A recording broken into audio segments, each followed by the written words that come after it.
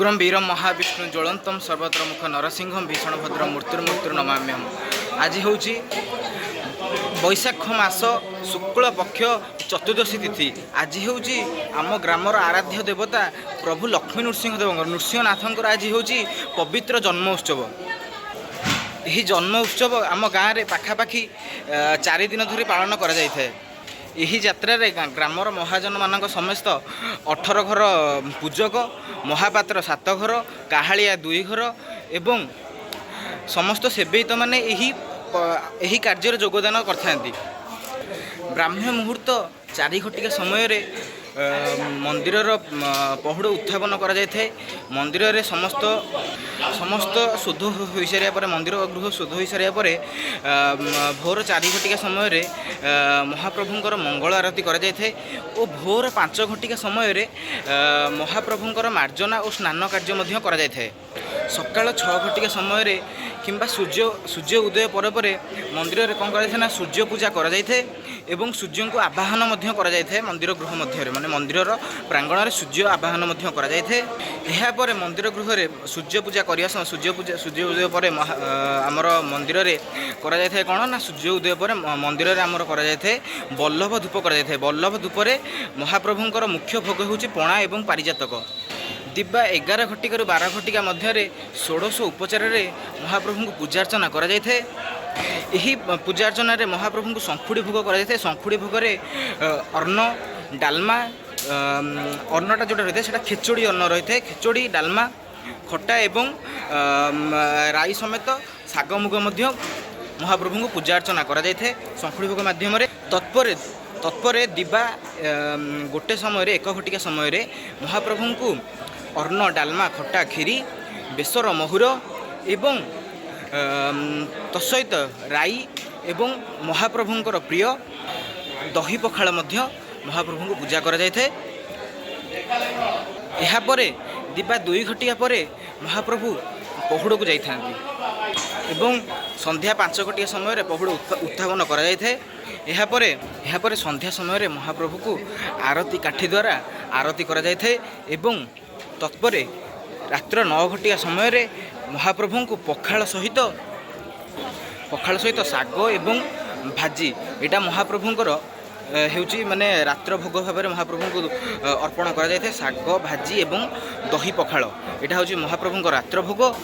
एहा पर रात्र 9 घटिका समय महाप्रभु को पणा पारिजातक समेत छेनापणा भोग करा जाय थाए।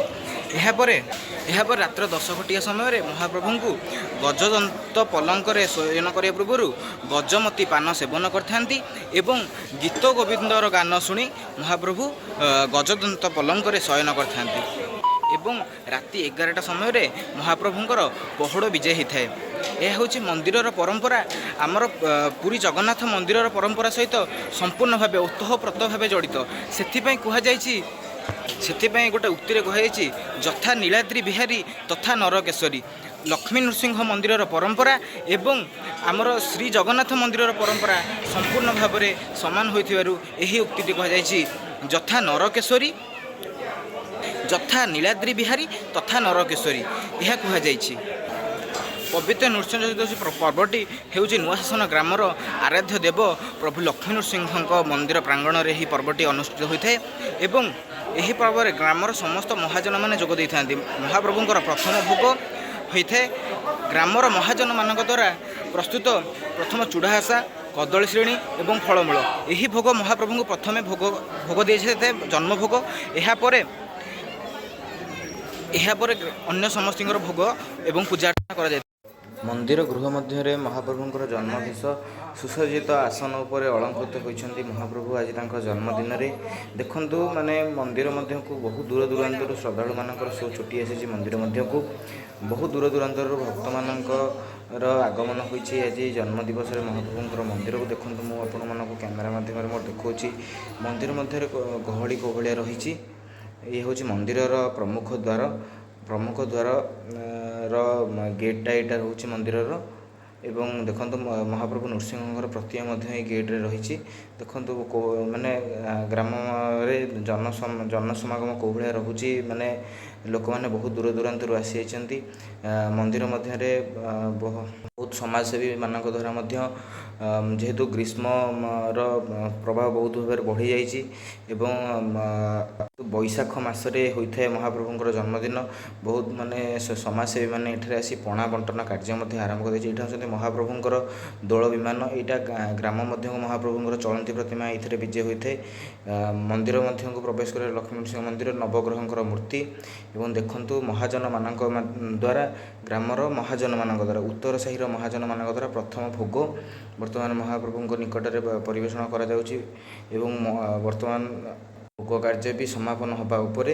ଭୋଗ କାର୍ଯ୍ୟ ସମାପନ ହେବା ପରେ ମହାପ୍ରଭୁଙ୍କ ପାଖେ ପ୍ରଥମ ଭୋଗ ଲାଗିବ, ମହାଜନମାନଙ୍କର ପ୍ରଥମ ଭୋଗ, ତାପରେ ଅନ୍ୟ ସମସ୍ତଙ୍କର ଭୋଗ ହୋଇଥାଏ। ଦେଖିପାରୁଥିବେ ଗ୍ରାମର ମହାଜନମାନଙ୍କର ଭୋଗ ପ୍ରସ୍ତୁତିର କାର୍ଯ୍ୟ ଏହିପରି ଭାବେ ଗ୍ରାମର ମହାଜନମାନେ ଭୋଗ ପ୍ରସ୍ତୁତି କରିଥାନ୍ତି। ଚୁଡ଼ା ଘଷା ପଣା ଏବଂ ମହାପ୍ରଭୁଙ୍କର ପାରିଜାତକ ଏବଂ ଛେନାପଣା, ପାରିଜାତକ, ଚୁଡ଼ା ଘଷା ଏଇଟା ମହାପ୍ରଭୁଙ୍କର ପ୍ରମୁଖ ଭୋଗ ହୋଇଥାଏ, ଜନ୍ମଭୋଗ। ଏହାପରେ ଗ୍ରାମର ଅନ୍ୟ ସମସ୍ତେ ଶ୍ରଦ୍ଧାଳୁମାନେ ଯେଉଁମାନେ ଆସିଥାନ୍ତି, ପ୍ରଥମ ମହାଜନମାନଙ୍କ ଭୋଗ ସରିବା ପରେ ତାପରେ ଅନ୍ୟ ସମସ୍ତଙ୍କର ଭୋଗ ହୋଇଥାଏ। ଜଗନ୍ନାଥ ମହାପ୍ରଭୁଙ୍କର ପ୍ରତିମା ଏବଂ ଲକ୍ଷ୍ମୀ ନୃସିଂହଙ୍କର ପ୍ରତିମା ମନ୍ଦିର ମଧ୍ୟରେ। ଏଇଟା ରହୁଛି ମନ୍ଦିରର ବାମ୍ଫି। ମାନେ ଏଇଟା ଯେଉଁ କୂଅ ପରି ହୋଇଛି ଏଇଟା ବାମ୍ଫି କୁହାଯାଏ। ଏହି ବାମ୍ଫିରୁ ହିଁ ପାଣି ନିଆଯାଇ ମହାପ୍ରଭୁଙ୍କର ସମସ୍ତ କାର୍ଯ୍ୟ କରାଯାଇଥାଏ ଏବଂ ମନ୍ଦିର ମଧ୍ୟରେ ସମସ୍ତ କାର୍ଯ୍ୟରେ ଯେଉଁ ଜଳ ବ୍ୟବହୃତ ହୋଇଥାଏ ଏ ବାମ୍ଫିରୁ ହିଁ ବ୍ୟବହୃତ ହୋଇଥାଏ। କୌଣସି ନଳକୂପ କି କୌଣସି ଅନ୍ୟ ଜିନିଷର ବ୍ୟବହାର ହୋଇନଥାଏ।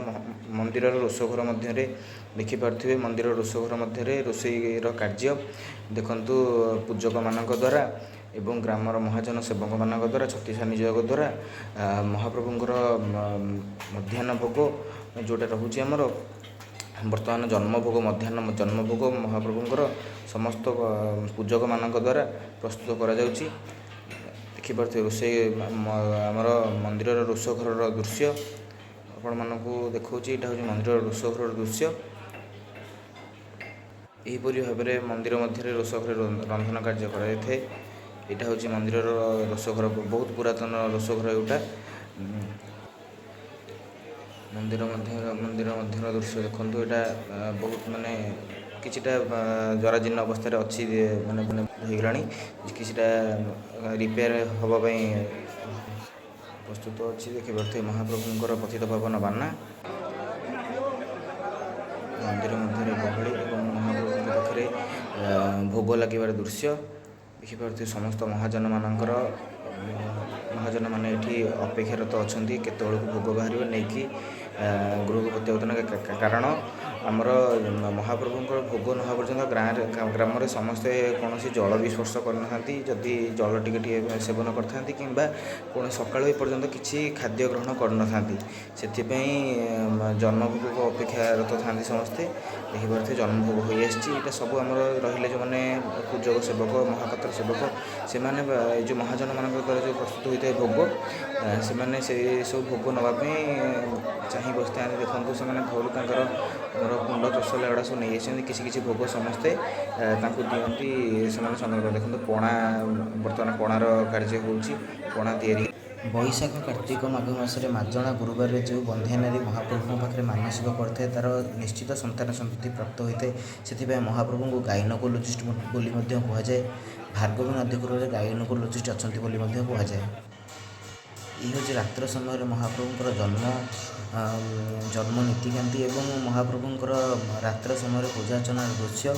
ଏ ହେଉଛି ମନ୍ଦିର ମଧ୍ୟରେ ମୁଁ ଦେଖୁଛି ଆପଣମାନଙ୍କୁ କେଉଁଭଳି ଶ୍ରଦ୍ଧାଳୁମାନଙ୍କର ଶୋ ଛୁଟି ଆସିଛି। ରାତ୍ର ମଧ୍ୟରେ ବି ରାତ୍ର 3 ଘଣ୍ଟା ମଧ୍ୟରେ ମହାପ୍ରଭୁଙ୍କର ପାଇଁ ଶ୍ରଦ୍ଧାଳୁମାନଙ୍କର ଶୋ। ଏତିକି ବାର୍ତ୍ତା ପ୍ରଦାନ କରି ଆଜି ପାଇଁ ରହିଲି। ଜୟ ପ୍ରଭୁ ଲକ୍ଷ୍ମୀ ନୃସିଂହ ଦେବାୟ ନମଃ। ଜୟ ଜଗନ୍ନାଥ।